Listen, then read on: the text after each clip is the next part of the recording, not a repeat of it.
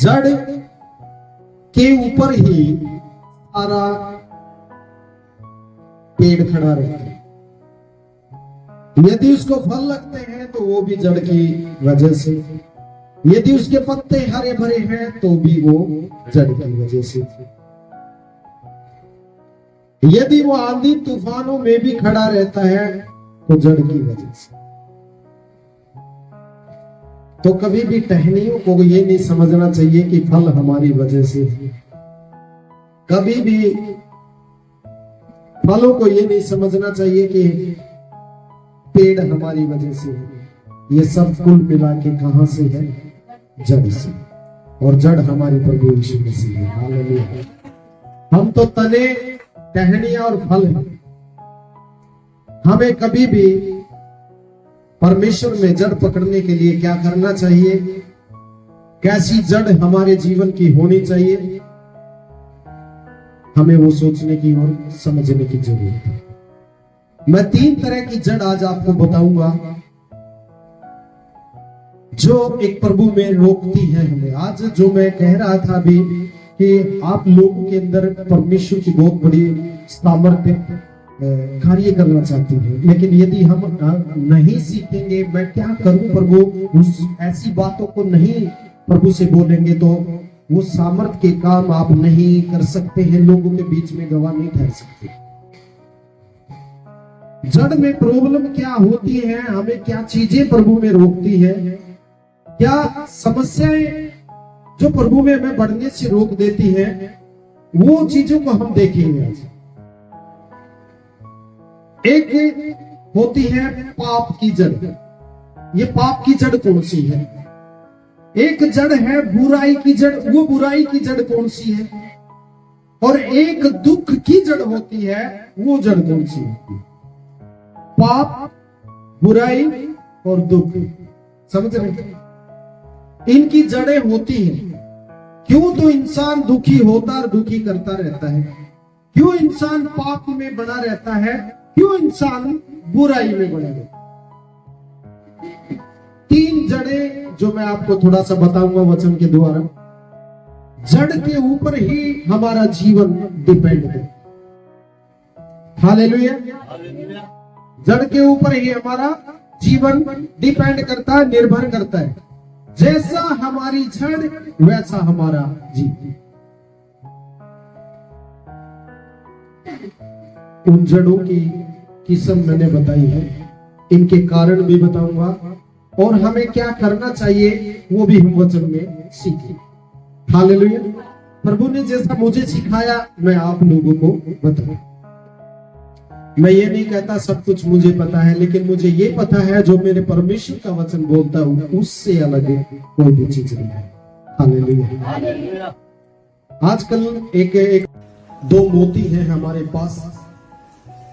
एक तो अनमोल मोती है और एक बहुत कीमती मोती है। तो आपको कौन सा मोती चाहिए? जो बहुत कीमती है, बेशुमार कीमती, या फिर अनमोल? क्यों? कीमती मोती तो ये संसार है और अनमोल हमारा प्रभु यीशु मसीह।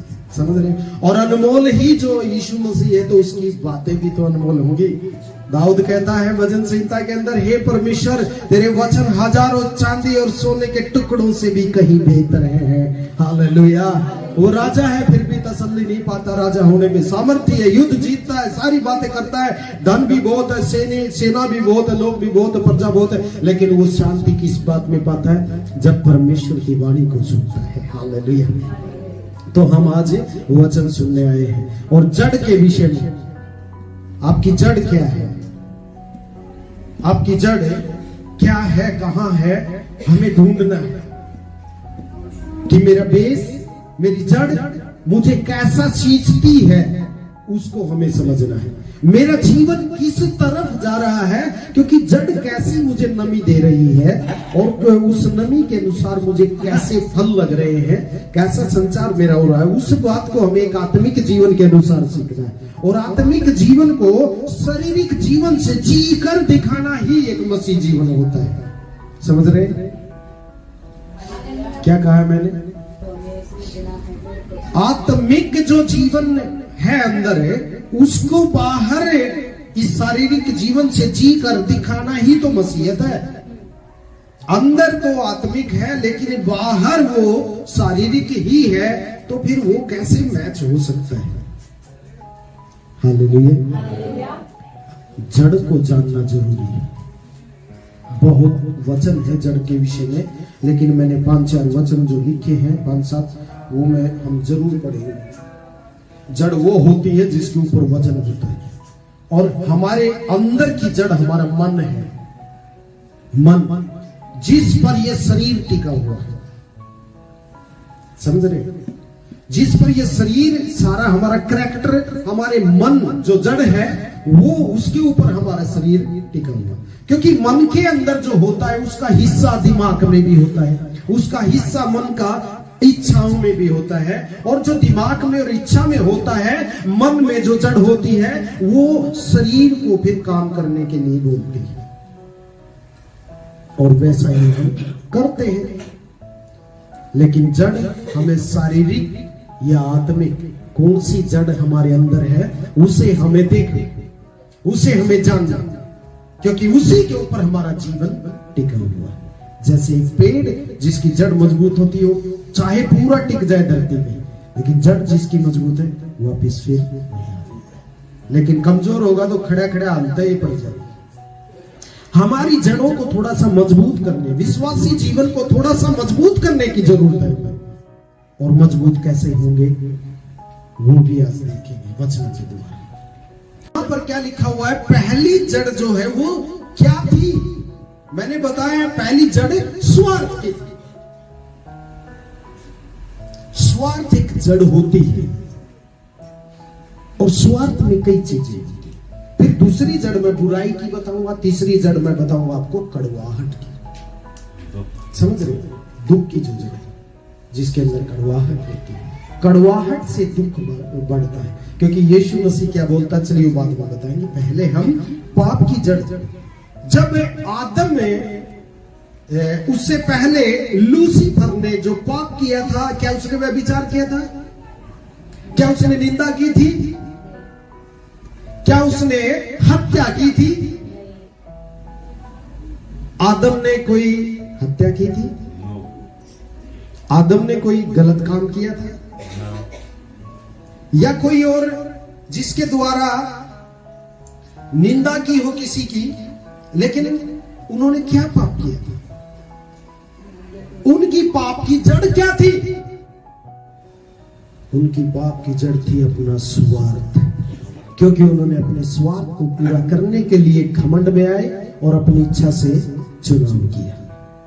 अपना स्वार्थ, जब औरत के पास उसने देखा कि ये पेड़ का फल देखने में बड़ा सुंदर दिखता है और खाने में भी मीठा होगा, हालेलुया, उसका स्वार्थ जब उस फल पर आया, गड़बड़ वो थी, फल गड़बड़ नहीं था। पहली जो जड़ है वो जड़ क्या होती है?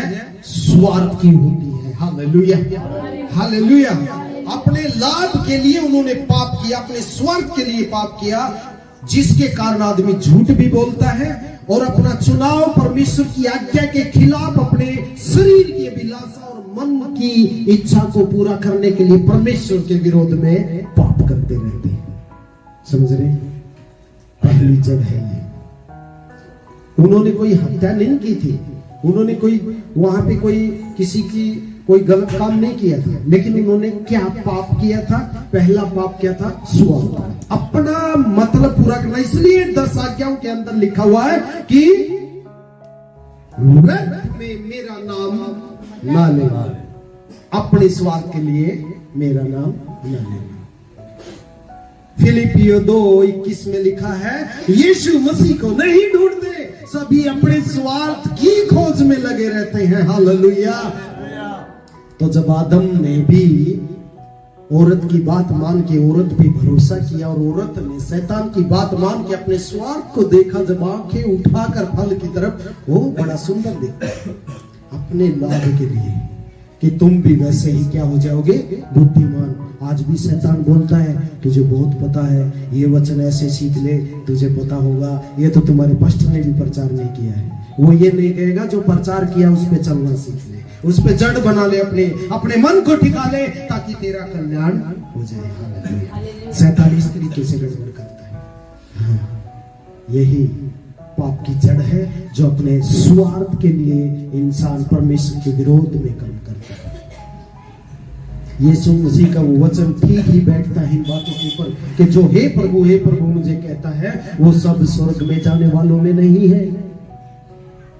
इसीलिए इस बात को परमेश्वर ध्यान दिलाना चाहता है कि जो स्वार्थ के लिए उन्होंने पाप किया, पहली जड़ तो यहीं से शुरू होती है। आपको मन तैयार परमेश्वर को चाहिए, क्योंकि मन हमारे जीवन की क्या है, जड़ है। हमारा मन हमारे जीवन की जड़ है और यही तो असाध्य रोग का भंडार है जिसको प्रभु के पीछे चलना चाहिए। उसी में मेरा स्वार्थ है, तभी तो आदम पाप में गिरा। हालेलुया। मेरे बहन भाइयों, तो फिर लोगों ने कहा, क्या लिखा आगे? तब लोगों ने उससे पूछा तो हम क्या करें? अभी देखिए यहाँ पर क्या करें कहता है वो, क्योंकि स्वार्थ जो होता है वो लोभ को, लालच को लेकर आता है, क्रोध को लेकर आता है। इसलिए वहां पर क्या हो गया, लोभ और लालच उनकी आंखों में अभिलाषा जाग गई और उन्होंने क्या किया, परमेश्वर की आज्ञा को तोड़ दिया। अभी यहां पर भी कहता है यूहन्ना जब बपतिस्मा देने वाला यीशु मसीह से आगे उसके रास्ते को तैयार करने के लिए, सुसमाचार और गवाही देने के लिए खड़ा किया गया। उसने कहा कि कुल्हाड़ी अब पेड़ की जड़ों पर रखी हुई है और जितने भी लोग अच्छे काम प्रभु के वचन को स्वीकार नहीं करते हैं उनको क्या करेगा, आग में झोंक दिया जाएगा। हालेलुया। लेकिन फिर लोग कहते हैं फिर हमें नहीं पता हम क्या करें। क्या कहता है फिर आगे? उसने उत्तर दिया, जिसके पास 2 कुर्ते हो वह उसके साथ, जिसके पास नहीं है बांट ले, और जिसके पास भोजन हो वह भी ऐसा ही करे। क्योंकि उस समय के दौर में भोजन और कपड़ा ही बहुत बड़ी बात थी। आज तो कुछ भी बड़ी बात नहीं है, यूं चुटकियों में, किस्तों में सब कुछ आ जाता है। समझ रहे? यूहन्ना ने कहा ये स्वार्थ को दूर करने के लिए ऐसा उदाहरण दिया उसने, क्योंकि स्वार्थ से यूहन्ना जानता है पाप हुआ था। उसी स्वार्थ के कारण आदम और हव्वा ने परमेश्वर की आज्ञा को तोड़ा था। इसलिए वो कहता है कि तेरे पास 2 कुर्ते हैं तो एक उसको दे दे, और तेरे पास भोजन है तो वो भी बांट ले। हालेलुया। ये क्या होता है, देना और बांटना क्या होता है, हमारे स्वार्थ से हमें अलग कर देता है। हालेलुया। इसलिए यूहन्ना ने ऐसी बात बोली उन लोगों से जिन्होंने पूछा, जिन्होंने नहीं पूछा उसको नहीं बोला। जो इच्छुक होते हैं उन्हीं को बताया जाता है। जिन्होंने अपने निर्णय को कर लिया है उनको कोई बताने वाला नहीं है, क्योंकि प्रभु ने कहा है कि अपनी बुद्धि का सहारा नहीं। ढूंढते हैं वो पाते हैं, खटखटाते हैं उनके लिए खोला जाता है। प्रभु भी ऐसा ही है। हालेलुया। इसीलिए आगे क्या और लिखा हुआ है कि उसके पास कई तरह के लोग आए थे, सिंपली तौर पे भी, और दूसरे कौन से थे आगे? महसूल लेने वाले भी बपतिस्मा लेने आए। महसूल लेने वाले, चुंगे लेने वाले उस समय बहुत पापी ठहरते थे, क्योंकि वो जितना कर होता था उससे ज्यादा तो वैसे ही ले लेते थे। गरीबों से भी और लोगों से भी चोरी चालाकी करके ज्यादा धन बटोरते थे। क्या किया उन्होंने? और उनसे पूछा, हे गुरु हम क्या करें भाई? उसने उनसे कहा, जो तुम्हारे लिए ठहराया गया है उससे अधिक न लेना, उससे ज्यादा न लेना। क्योंकि उनकी प्रॉब्लम, उनका स्वार्थ एक गलत तरीके से पैसा कमाना था। जो तुम्हारे पास है उससे ज्यादा ना ले, ये स्वार्थ ही तो था, लोभ लालच। जो कमियां थी यूहन्ना ने बता दी। क्योंकि उसे पता है कि स्वर्ग में भी वो सिंहासन का लालच किया, उसने शैतान ने लोभ किया कि मैं परमेश्वर के सिंहासन पर ही बैठना चाहता हूं, तो उसी लोभ और लालच और स्वार्थ के कारण वो नीचे गिराया गया। और जब हव्वा भी बाहर निकाले गए, उन्होंने भी लालच किया कि उस फल का जिसको परमेश्वर ने मना किया था। आज हमें भी यहाँ पर भी यूहन्ना क्या कहता है, जिन चीजों की उनके अंदर वो बुराइयां देखता है और जैसे जैसे लोग उसके पास आते हैं वैसी वैसी बातें ही उनको उत्तर के रूप में बताता है। हालेलुया। यही होता है परमेश्वर का सही वचन और सही न्याय। यदि आप उससे कहेंगे प्रभु मुझे बता मैं क्या करूं, तो आपको परमेश्वर बताएगा। आपको आज का विषय आप सीखेंगे तो अपने जीवन में आप ब्लेसिंग पाएंगे। मैं बता देता हूं, जड़ जो होती है एक स्वार्थ की जड़ होती है, जिसे पाप की जड़ बोला जाता है। एक पाप की जड़ क्या है? ये स्वार्थ, जिससे लोभ लालच आता, लोभ के कारण लालच के कारण घमंड आता, घमंड के कारण हत्याएं भी होती है और फिर सारा फसाद बढ़ जाता है। अब यहां पर क्या कहता है, जैसे लोग आते हैं वैसी बात, हे गुरु फिर हम क्या करें? बोला 2 कुर्ते हैं तो एक उसको दे दे जिसके पास नहीं, और भोजन ज्यादा है तो एक उसको दे दे एक समय का जिसके पास नहीं है। क्योंकि उस समय यही प्रॉब्लम थी, लोगों के पास खाने के वांदे पड़े होते थे। आज तो बहुत खाने की बात नहीं, शौक पूरा करने की बात हो चुकी है। बहुत बड़ा ऊंचा लेवल जा चुका है।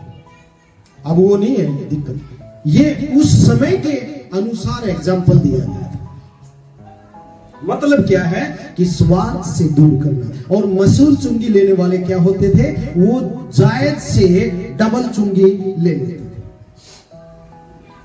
ज्यादा वो क्या करते थे? लोगों को लूटते थे। इसलिए उनको क्या कहा? जितना तुम्हारा बनता है उससे अधिक ना लिया करो। Hallelujah, hallelujah. फिर सिपाहियों ने भी उससे यह पूछा हम क्या करें? उसने उनसे कहा किसी पर उपद्रव न करना और न झूठा दोष लगाना, न अपने वेतन पर संतोष करना। अपने ही वेतन पर संतोष करना, किसी से रिश्वत ना लेना, बेकार में उपद्रव किसी के ऊपर ना करना। क्या कोई बात यूहन्ना ने गलत सिखाई? ये सारी स्वार्थ के लिए पाप होते। जो लोभ लालच मैंने बताया है, वो लोभ लालच से उपद्रव भी कराता है लोगों के ऊपर। जब किसी को रिश्वत का आदत पड़ जाती है, वो झूठी गवाहियां भी तैयार कर देता है। वो गरीबों को बेकसूर भी पिटवा देते हैं, मरवा देते हैं। इसीलिए यूहन्ना बोलता है, सिपाहियों ने जब आकर जिसने पूछा उसी का उसका उत्तर दिया। सिंपल लोगों ने आके पूछा हम क्या करें? तुम्हारे पास यदि भोजन ज्यादा है, यदि तुम्हारे पास सहायता करने के लिए कुछ है, जिसके पास नहीं है उसकी सहायता करो। हालेलुया। तुम स्वार्थ से दूर हो जाओगे, तभी उद्धार होता है मेरे बहन भाइयों। क्योंकि वहां पर कोई राज्य के लिए लड़ाई नहीं हो रही थी। आदम था जहां, सिर्फ लालच पैदा किया गया, लोभ पैदा किया गया। और लालच, लोभ स्वार्थ होता है। अपने स्वार्थ को पूरा करने के लिए उन्होंने पाप किया और परमेश्वर से दूर हुए। उस दूरी को दूर करने के लिए ऐसी बातें सिखा रहा है यूहन्ना, क्योंकि अब यीशु मसीह ने वादा किया। मसूल चुंगी लेने वालों को, सिपाहियों को और अन्य लोगों को भी कहता है कि तुम ऐसा करो, तुम ऐसा। लेकिन जिज्ञासा होनी चाहिए पूछने की। क्या हम भी कभी पूछते हैं प्रभु से, मेरे जीवन को तूने किस लिए चुना है? मेरे जीवन को प्रभु बता। आप निरंतर प्रार्थना करेंगे तब जाके हो सकता है 1 साल के बाद आपको समझ आए। यह नहीं है 10 दिन प्रार्थना की कुछ कहता ही नहीं प्रभु, वो ऐसे नहीं जिम्मेदारी देता है। पहली जड़ जो है वो मैंने आपको बताई। पाप की जड़ क्या है? स्वार्थ, अपना स्वार्थ पूरा करना। और दूसरी जड़ क्या है? बुराई। बुराई। क्योंकि रुपए का लोभ सब प्रकार की बुराइयों की जड़ है। क्या है? बुराई की जड़ क्या है?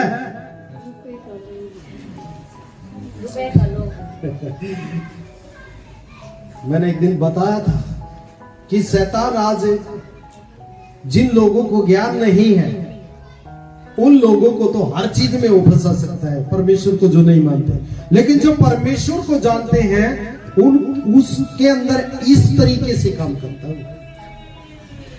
और ये रुपया किस प्रकार की जड़ है? सभी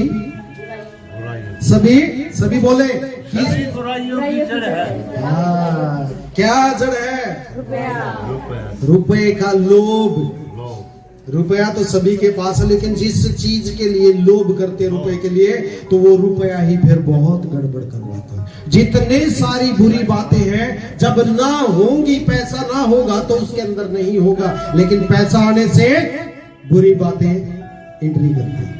क्योंकि यीशु मसीह ने क्या कहा है कि दो स्वामियों की सेवा नहीं कर सकते। तुम दो स्वामियों की सेवा नहीं कर सकते, एक से बैर या दूसरे से प्रेम रखोगे। हालेलुया। इसीलिए यहाँ पर वचन में लिखा हुआ है कि दूसरी बुराई की जड़ क्या है? वो बुराई की जड़ है पैसा, रुपया। क्योंकि जरूरत से ज्यादा होने पर और गलत तरीके से मसूल वाले पूछ रहे हैं कि हम क्या करें। बोला गलत तरीके से लेना बंद कर दीजिए। जो प्रभु देता है, पौलुस कहता है, जो परमेश्वर ने मुझे देता है, मैंने उसमें घटना बढ़ना सीख लिया। आप भी यदि कमी में हैं तो घबराइए, क्योंकि किसके हाथ में है? परमेश्वर के। वो हमें परखता है नीचे ले जाकर कि आप गिरे ही रहना चाहते हैं या उठने की कोशिश करते हैं। परमेश्वर उठने वालों को उठाता है और ऊंचाई पर बैठाता है। हालेलुया। वो अपने सेवकों को धधकती हुई आग बना देता है। हालेलुया। समझ लीजिए, यदि आज वचन समझकर सीख कर आप चले गए तो समझ लीजिए प्रभु आपको प्रार्थना जब आप करेंगे, मेरे जीवन को इस्तेमाल कीजिए प्रभु, जिस लिए मैं बुलाया गया हूं, चुना गया हूं, तो आपको जरूर परमेश्वर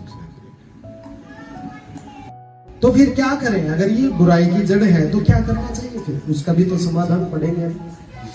पैसा आपके पास कम है या ज्यादा है, आपकी ईमानदारी का, विश्वास योग्यता का होना जरूरी है। और दूसरी बात यह है कि हमें कभी भी पैसा होने के बाद यह नहीं समझना है कि यही मेरा स्वामी, इसी से मेरी जरूरत पूरी होती है। फिर भी परमेश्वर ही हमारा रक्षक है। चाहे हमारे पास ज्यादा है, चाहे हमारे पास कम है, हमें बचाने वाला, संभालने वाला परमेश्वर है। हालेलुया। तो तीन तरह की जड़ें हैं। पहली जड़ क्या है? पाप की जड़, जो स्वार्थ से होती है। दूसरी बुराई की जड़, जो पैसे से होती है। तीसरी दुख की जड़, जो कड़वाहट से, उसको भी हम देखें। हालेलुया। तो हमने ये पढ़ा है कि हमें क्या, किस पे मन लगाना चाहिए? ध्यान स्वर्गीय वस्तुओं पर, जो भलाई है, जो प्रेम है, जो आनंद है, जो कृपा है, जो संयम है, इन चीजों के ऊपर हमें ध्यान लगाने की जरूरत है। हालेलुया। आगे पढ़िए। जब मसीह जो हमारा जीवन है प्रकट होगा, तब तुम भी उसके साथ महिमा। ये जो हमारा महिमा का धन है, जब यीशु प्रकट होगा बादलों के ऊपर, तब हम उसके साथ होंगे। हालेलुया। ये है हमारा धन, ये हमारा जीवन होगा। समझ रहे हैं? अभी पैसे के विषय में क्या करें पास्टर जी? बहन पूछ रही थी क्या करें, तो मैं बता रहा हूं आप लोगों को कि संसार की नहीं बल्कि स्वर्गीय वस्तुओं की, स्वर्गीय कामों के लिए अपने आप को इस्तेमाल कीजिए।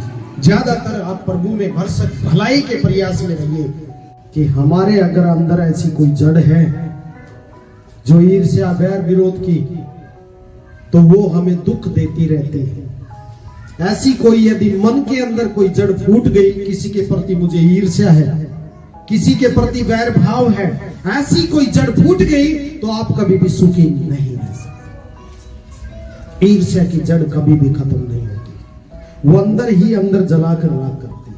ना वो आत्मा में बढ़ने देगी, ना वो मन में आनंद रहने देगी। इसलिए ईर्ष्या करना छोड़ दीजिए, वैर भाव रखना छोड़ दीजिए। हालेलुया। मुझे परमेश्वर जैसी अगुवाई करता आपको मैं समझा देता हूं, और आप भी परमेश्वर से पूछिए मैं क्यों हूं प्रभु। अब ये छोड़ दीजिए मुझे ये चाहिए वो चाहिए, आप सीधा डायरेक्ट परमेश्वर से ये पूछिए प्रभु मेरा जीवन आपने चुना किस लिए। समझ गए? आप इस्तेमाल करने के लिए तैयार कर रहा प्रभु आपको। अब आप अपनी ही खुशी पूरा करने के लिए या अपनी जरूरतों को पूरा करने के लिए ऐसी जड़ों को ना रखिए। उनको उखाड़ कर फेंकिए और प्रभु से पूछिए मैं क्या करूं, जैसे यूहन्ना के पास वो लोग पूछ रहे हैं। हालेलुया, समझ रहे हैं? हालेलुया। तो ये बात अच्छी है। तो इस कड़वी जड़ के लिए हम क्या करें फिर? यदि कड़वी जड़ फूट गई है तो फिर क्या करें? कोई भी पूछिए।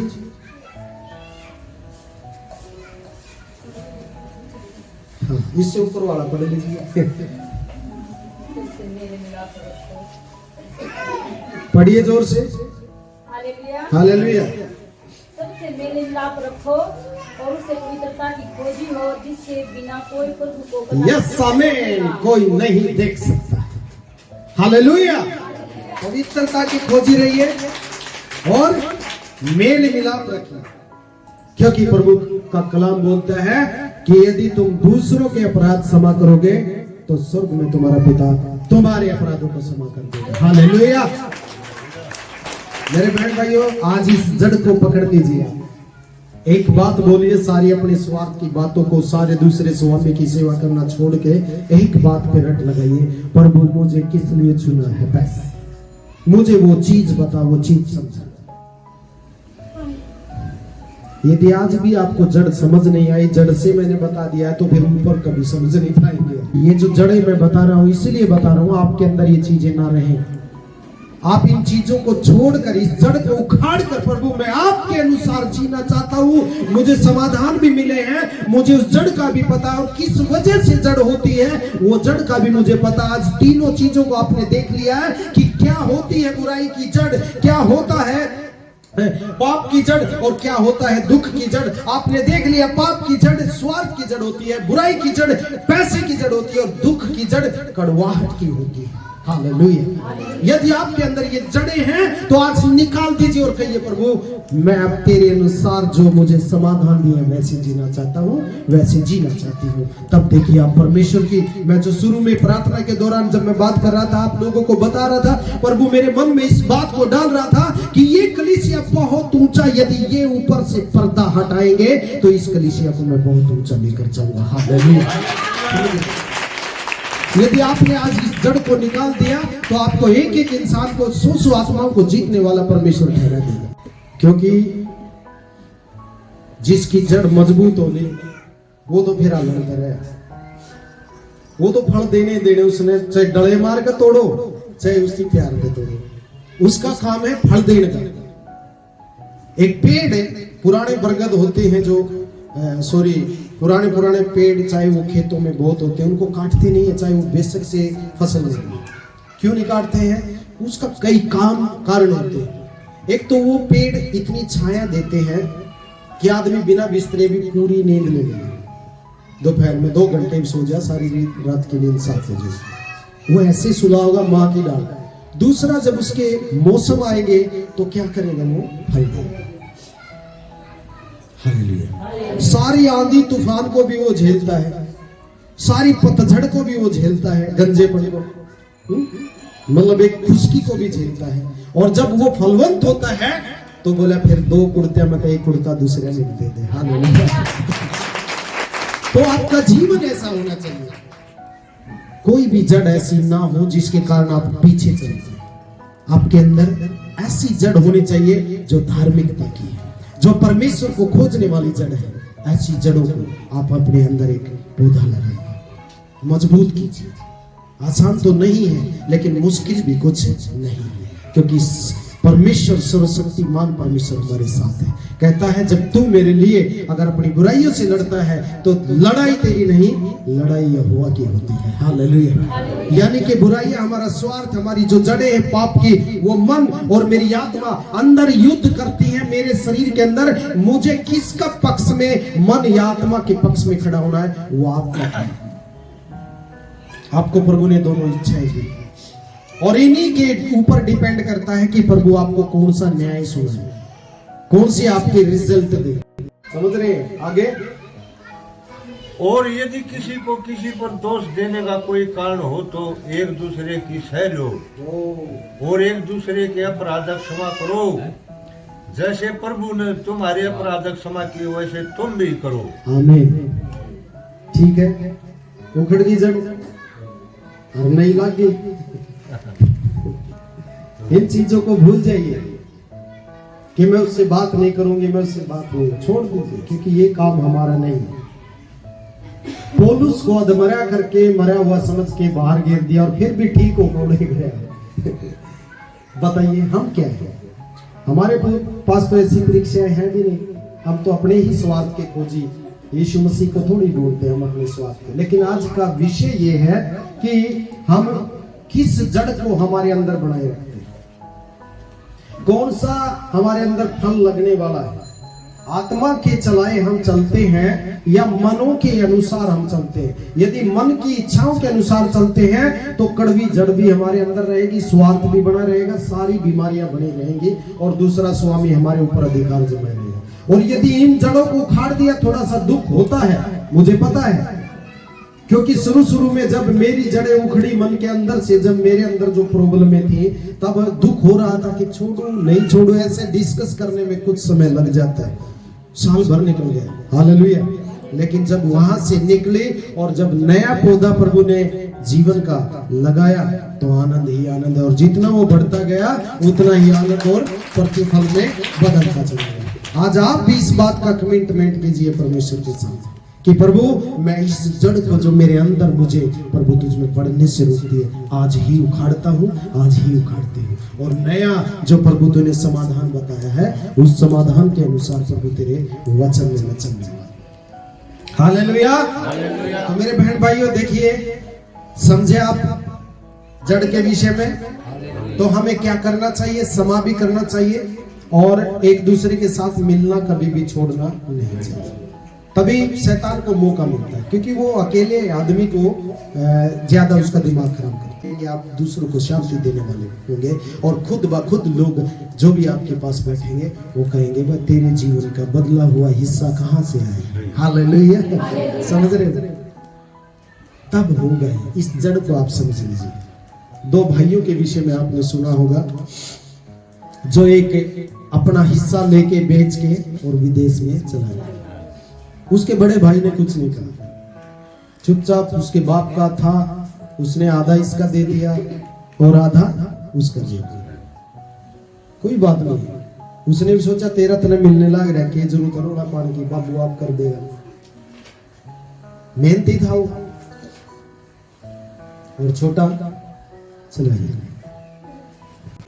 इसके स्वभाव का कब पता चलता बड़े भाई के? जब उसका भाई नुकसान खाकर और अपने घर दोबारा से आता है। समझ रहे? बाप तो बाप होता है, लेकिन यहाँ भाई की बात है। बाप ने तो फिर भी खुशी जाहिर की है कि मेरा बेटा लौट कर आ गया। हालेलुया। पहली बात तो क्रोध से भर गया और फिर भीतर भी बढ़न की उसने जी नहीं करे के करूं जा गया, मेरा तो रहा है नहीं मेरा। जिसने नाश ठा दिया सब कि मैं खो खिला गा गया राड़े हुस्ती तो बजा रहा बैंड बाजे इतना भोजन बनवा रखा इसने, और मैं दिन में तड़के दिन देखी ना दोपहर देखी खेत में माटी के बढ़ना मेरे यार, कोई कि मैं नहीं किसी का छोड़, मैं नहीं जानता इससे न राग लेगा जुन सा आया कहूंगा ये इसनोर बेच पिया चाहोगा। इंसान की जायज होती है बात, लेकिन आपके स्वभाव में यीशु मसीह ने कहा जो भरा हुआ होगा मुंह से जरूर बाहर आएगा। ऐसा हो ही नहीं सकता आपके अंदर कुछ और बाहर कुछ आप बोलेंगे, ऐसा नहीं होता है। जब आपके अंदर क्रोध होता है तब आप सारी बातों को सही बोलते हैं। जो अंदर होगा वो बाहर आएगा। क्रोध में सारी गिनवा दी जाती है, मतलब नो करा तू आज मेरे लिए नो करे। इसलिए प्रभु के लोगों को झगड़ा नहीं करना चाहिए। जो झगड़ा करते हैं, क्रोध में भरते हैं, वो सारी बातों को उल्टी सीधी बोलते हैं, और जो नहीं बताने की बोलने की होती है उन बातों को भी बोलते हैं। यहाँ पर क्या कहता है, इसका स्वभाव का बड़े भाई के स्वभाव का भी पता चलता है। वो पहली बात क्रोध से भर गया और फिर भीतर नहीं बढ़ता, मैं नहीं आता, परंतु उसका पिता बाहर आकर उसे मनाने लगा।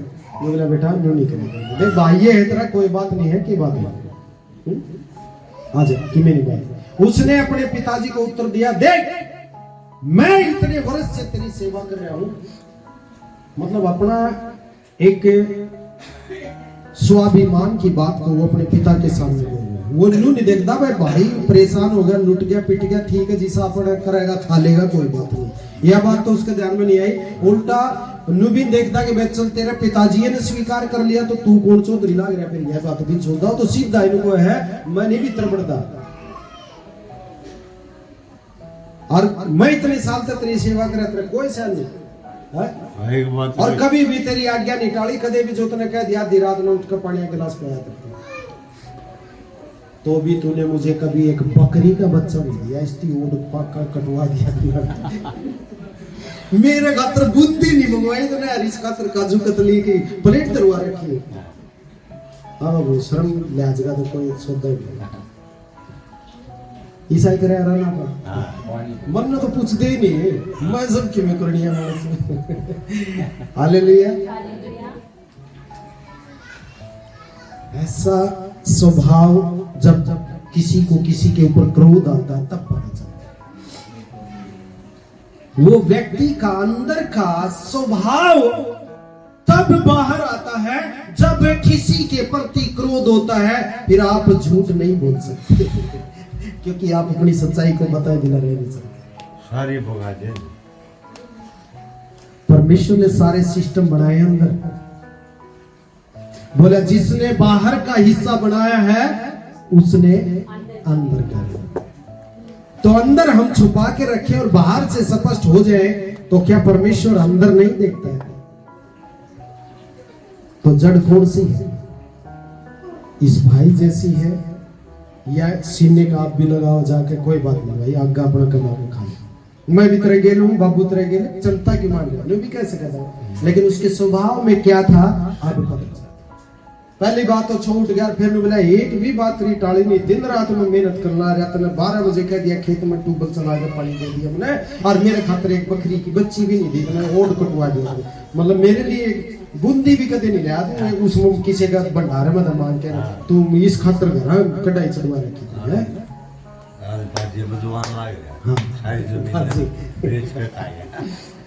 हालेलुया। और देखिए यही बात नहीं रुकती है, यही तो बात है कि मसीहत में लोग कमजोर ही क्यों रह जाते हैं, क्योंकि दो स्वभाव अंदर काम करते हैं, एक आत्मा का स्वभाव, एक हमारा खुद का मन का स्वभाव है जिस पे शैतान कब्जा करी हुई है। और आत्मा के चलने में दिक्कत होती है क्योंकि बुरे काम हमें छोड़ने पड़ते हैं, लेकिन मन आसानी से बुरे काम करने के लिए परमिशन दे देता है और हम करते हैं। यहां पर तुरंत वो क्रोध में सारी बातें बोल रहा है, मुझे कुछ भी दिया, क्या बाप है तू, परंतु जब तेरा यह पुत्र जिसने तेरी संपत्ति वेश्याओं में उड़ा दी, बताइए किसको बताया इसने कि वेश्याओं में उड़ाई है या वैसे इसने होटलों में कर काल्पनिक दोष। जैसे फोन आया है ना, फोनवा घुमाया है कि कलीसिया के अंदर फूट है, फूट कहां नहीं होती बताइए, लेकिन उसको सुधारने वाले ही तो परमेश्वर की जरूरत है। हालेलुया। आप उन लोगों को ये दिखाइए कोई फूट नहीं मेरे परिवार में, मेरी कलीसिया में कोई फूट नहीं है, ये पास्टर की या किसी की नहीं, आप सबकी मिलकर परमेश्वर के लोग हैं। समझ रहे? कोई पासवान हो, कोई विश्वासी हो, उसको इस बात के लिए आपको जवाब देने की जरूरत पड़ जाती है कि यदि आप गलत के साथ गलत बात करेंगे तो आप भी गलत उसके साथ पाप में सहभागी हो जाएंगे। अभी इसका बाप क्या कर रहा है, उसको ये नहीं कह रहा हाँ भाई ठीक कहो तू, तो उसका बाप भी गलत करता है उसके पास, क्योंकि वो एक पश्चाताप करके और माफी के लिए आया है, और सही बाप होगा तो माफ कर देता, क्योंकि एक बाप का हृदय ही ऐसा होता है जो कभी पक्षपात नहीं करता। समझ रहे? माँ भी कई बार दो तरह का मन कर लेती है, लेकिन पिता जो है वो ज्यादातर स्वार्थी नहीं होते, वो बराबर प्रेम करते। इसलिए वो गया है बाहर समझाने के लिए कि कोई बात नहीं बेटा आ जा, लोग सारी संपत्ति कहाँ गलत कामों में उड़ा दी। बताओ, इसकी काल्पनिक एक दोष लगा रहा है जो इसने देखा नहीं है। तुझे क्या पता, गया था तू इसके पास, ऐसे क्यों बोल रहा है? दोष भी लगा रहा है, अपने क्रोध को, अपनी इच्छा को भी प्रकट कर रहा है, एहसान भी दिखा रहा है कि मैंने किया।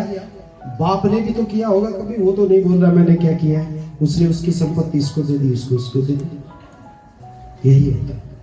आज हम भी दोष देते हैं प्रभु के सामने कि पता नहीं विश्वासी कितना अंबार लगा देते हैं एक दूसरे के ऊपर, या प्रभु को भी कई बोल क्या प्रभु को कुछ नहीं करना, प्रभु हम के जानते नहीं प्रभु के विषय में।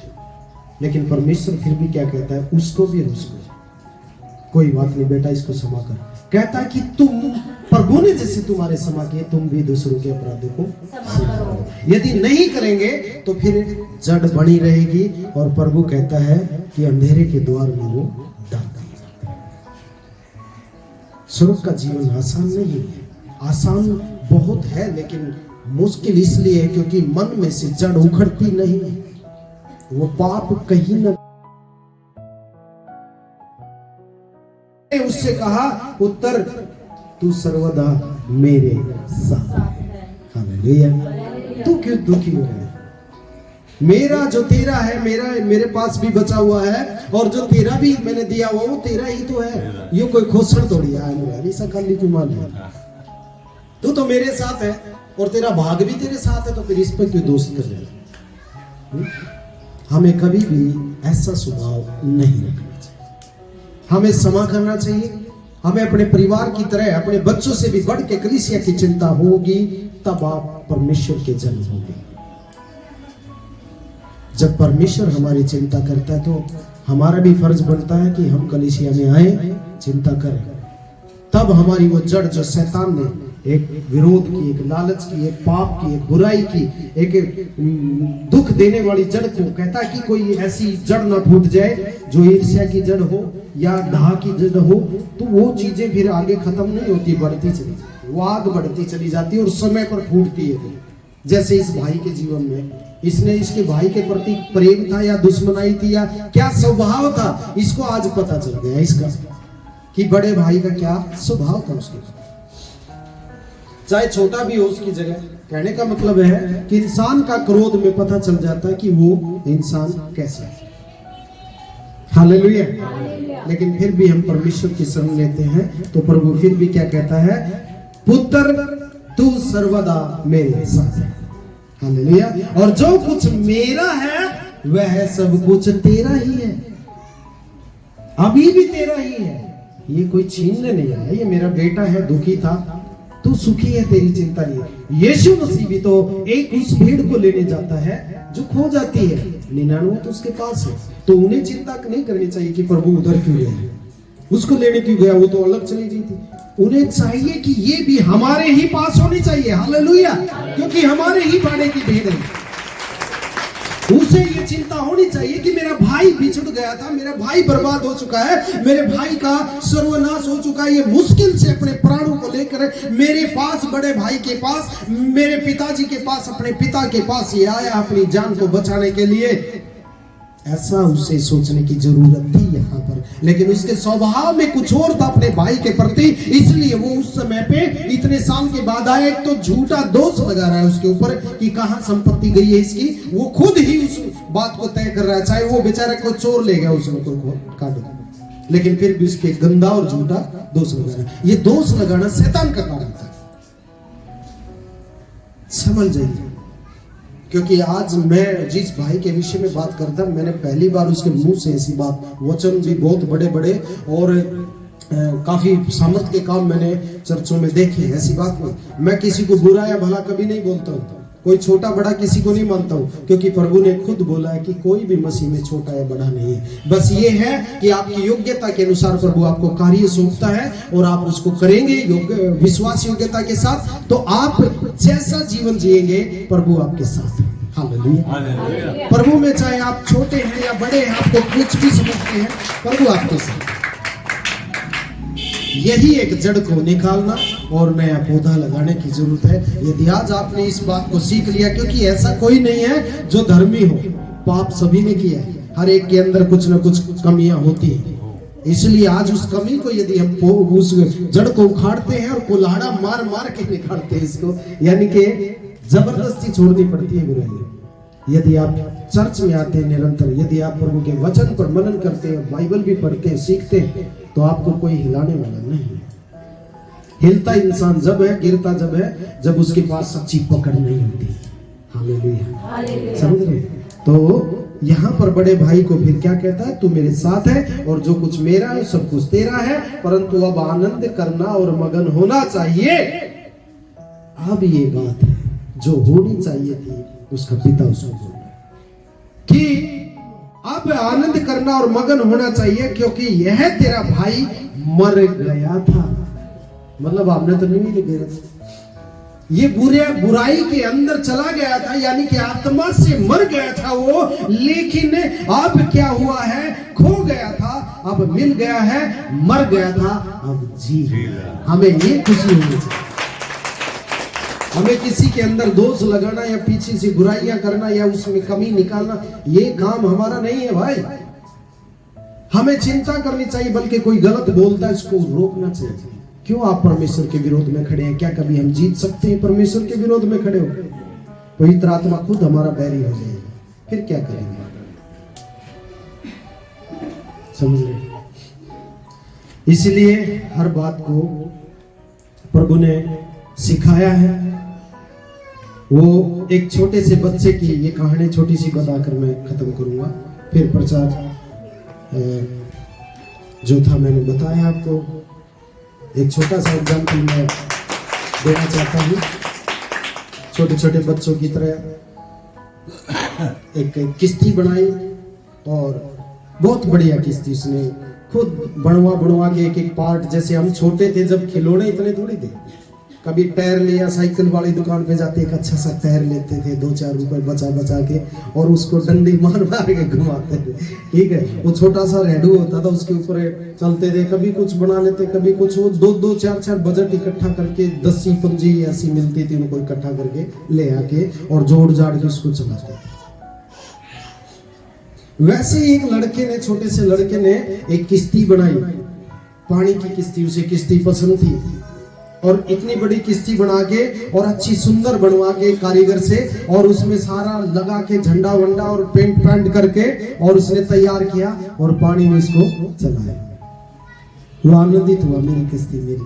बहुत पूरा उसने अपना बजट जो खाने पीने का अपना वो सारा उसमें जोड़ जाड़ के लगा। और फिर उसके बाद क्या हुआ कि वो किश्ती एक दिन लहरों में चली गई।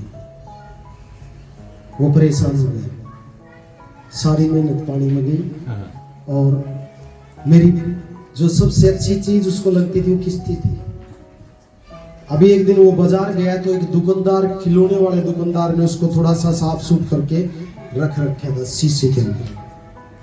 वो कोई खिलौना देखने के लिए गया होगा तो उसने देखा मेरी किश्ती है, तुरंत शीशा खोला और उसने दुकानदार की परवाह किए बगैर निकाल लिया। उसे नहीं पता था कि कोई मुझे रोकेगा, लेकिन दुकानदार ने, मालिक ने कहा, बेटा ये अच्छी बात नहीं है, इसके लिए आपको कीमत चुकानी पड़ेगी। उसने पैसे तय कर दिए और बोला मैं इतने दिन में पैसे दे दूंगा, मेरी किश्ती मुझे चाहिए। थोड़े थोड़े फिर बचा के थोड़ा सा काम करके उसने पैसे चुकाए और किश्ती को ले लिया और बोले हे किश्ती अब मत खोना। हालेलुया। प्रभु ने भी हमारे लिए कीमत चुकाई है, इसलिए कहता तुम संसार के नहीं रहे हो कि संसार की जो बुराइयों में पहले जीवन जीते थे, आज तुम्हारा जीवन परमेश्वर का है, आपका नहीं है। समझ रहे?